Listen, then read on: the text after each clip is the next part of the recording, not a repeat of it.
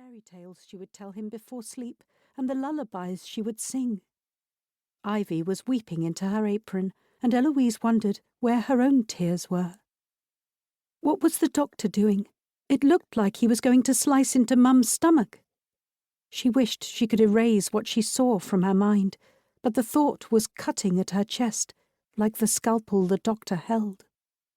Ivy shrieked, and Miss Sampson covered her mouth with her palm.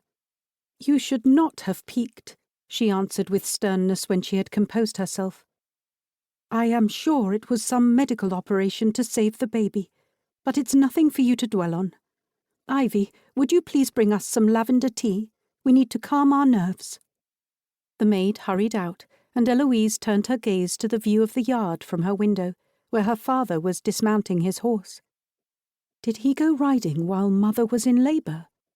She inhaled sharply, fearing what he would do when he heard the news. Reverend Father Fletcher's kind face appeared at the door, and he asked Miss Sampson if it was all right to speak to Eloise alone. "My dear child," he addressed her when the governess left, "take comfort that your mother and brother will be angels in heaven." She nodded with submission, while wondering why the thought should soothe her when she needed them alive. "You will need to be steadfast and obedient to your father. The loss will devastate him, but your patience and kindness will be an anchor to him. The Earl has not always seen eye to eye with me, but lately he seems to have started on the right path." "He frightens me, Reverend Father. He will start drinking again and say strange things. Do you remember the time you came for dinner, and he was yelling at his parents, who are long dead, as if they were there in the room? He scared my mother as well. He locked her in the cellar last week." She hugged herself, chilled to the bone from her memories. The Reverend shook his head. "Oh, child, our minds are mysterious and fragile. If such things occur again, please persuade him to see the doctor and to speak to me. Now, let us pray together for your mother and brother's souls." Eloise kneeled and put her head down, but the prayer froze on her lips.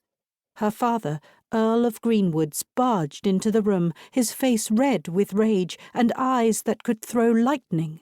He pointed his finger at the Reverend. "You get out of my house!" The Reverend Father shuddered. "Sir, I am terribly sorry for your loss, but I don't see what I've done to provoke your anger. Why don't you join us in prayer? It would ease your pain." "I listened to you. I prayed for a son every day. I stopped drinking and was kind to my wife so she would not lose this baby like all the others except for this useless girl. After everything you said, look how it turned out." He took a step towards the Reverend. The holy man raised his hands in a gesture of peace. "It's all the Lord's will. Please, sir, calm yourself. The doctor said you should not get agitated. It's bad for your condition." "Enough of you. Go before I drag you out of here by your cassock." The Reverend raised his chin and made a move towards the door. Eloise, still kneeling, wept into her hands. Tears of fear and shame took place of those of grief. "Why are you on your knees?" her father bellowed.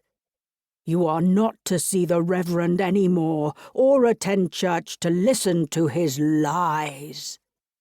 Eloise rose, staring at the floor and wishing a sinkhole would open underneath her feet and swallow her.